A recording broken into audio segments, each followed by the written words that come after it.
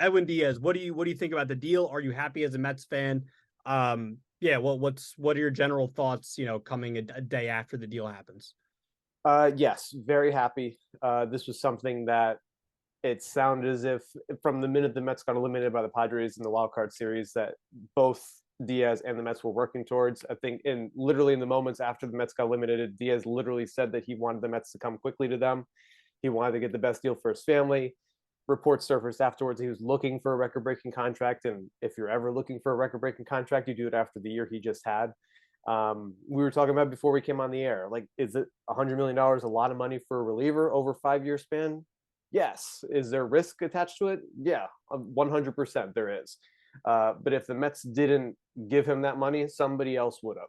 And the Mets are finally in a position where, yes, $100 million is a huge investment, but at the same time, they're banking on the fact that Diaz will continue to be elite for at least the next 2, maybe 3 years. And then on the back end of the deal, Cohen will be rich enough to be able to not make it too much of a hindrance to the team and how they want to build their roster from there on out. Um, it's they needed to have him back, especially because the bullpen. When you look at the bullpen once free agency started, it was incredibly bare.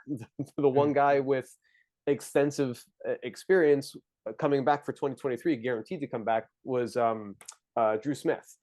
And you have Jolie Rodriguez and people like that, and some other like pre-arb guys, but still, like, you need that anchor. Like the Mets' rotation is also pretty bare at this point in time because only Max Scherzer out of their starting five at the end of the year is the only one guaranteed to come back. But he's at least the anchor. You want to have the ground back too as a Mets fan, or at least some Mets fans do.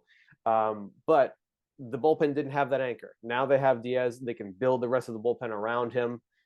They know how dynamic he can be, not just in a ninth inning, pitching for 4 or 5, even 6 outs, sometimes in the eighth, sometimes in the seventh. We saw how Buck Showalter was able to use him throughout the year in different situations that were high leverage. So this was something that the Mets are a win now team. They want to win. They're in year 3 of that 3 to 5 window at this point to try and win that World Series. So they're going to go for it. And even though on the surface of things you wouldn't like to see a team give $100 million to a reliever, he's going to be, I think, 29 on opening day.